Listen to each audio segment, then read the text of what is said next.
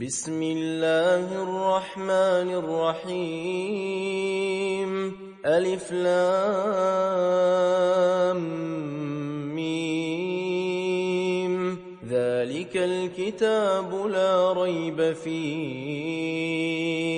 هدى للمتقين الذين يؤمنون بالغيب ويقيمون الصلاة ومما رزقناهم ينفقون والذين يؤمنون بما أنزل إليك وما أنزل من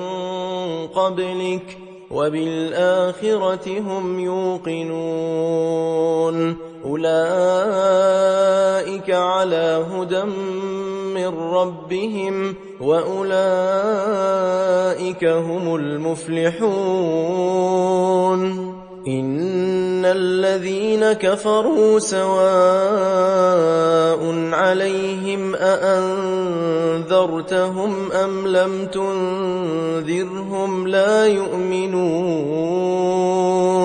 ختم الله على قلوبهم وعلى سمعهم وعلى أبصارهم غشاوة ولهم عذاب عظيم